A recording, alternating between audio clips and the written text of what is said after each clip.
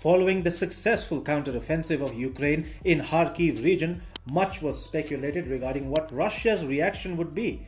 Immediately after the counteroffensive by Ukrainian forces, Russia targeted Ukraine's critical infrastructure sites. Slowly, from within territories captured by Russia, voices demanding a referendum began being heard. A referendum for what, you might ask? To formally join the Russian Federation. On Tuesday, Russia hurriedly passed laws that would allow for mass general mobilization, imposition of martial law, and pave the way for the declaration of a war economy when need be. By now, the signs had become clear. Russia was about to go all in for Ukraine. And then news came out that Vladimir Putin would address the nation. The late-night address was postponed, and Putin spoke on early Wednesday morning instead.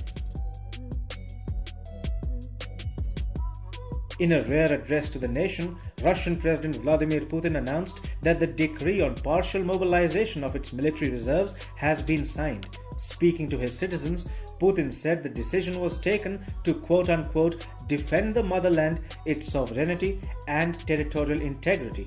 Interestingly, contrary to what was expected, Putin did not go for a full-blown general mobilization and instead announced a partial mobilization.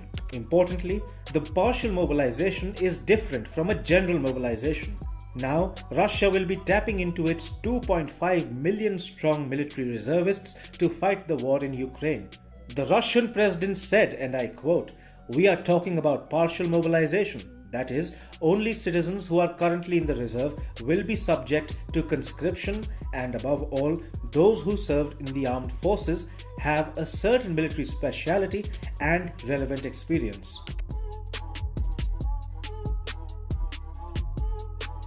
Beginning Friday and going into Tuesday, Russia will hold referendum in 4 regions that it has been able to capture from Ukraine: Donetsk, Luhansk, Kherson, and Zaporizhzhia. We all know the results of these referenda. They will all come out in favor of Russia. Moscow will then accept the results of these referenda, paving the way for these 4 regions to become formal constituents of the Russian Federation.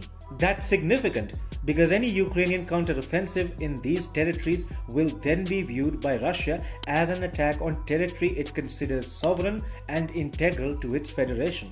And if Vladimir Putin is to be believed, that will bring upon not just Ukraine, but the collective West the absolute wrath of Russia's military and nuclear arsenal. Putin said, and I quote, "If the territorial integrity of our country is threatened, we use all available means to protect our people. This is not a bluff. An attack by Ukraine using Western weapons on the new Russian territories will pave the way for Vladimir Putin to declare war on the country. Right now, he has not done that, and Moscow asserts that its offensive in Ukraine is part of a special military operation. After the referenda are completed, Russia will claim legal ownership over more than 90,000 square kilometers or approximately 35,000 square miles of territory, which is about 15% of Ukraine's total area. That's roughly the size of Portugal.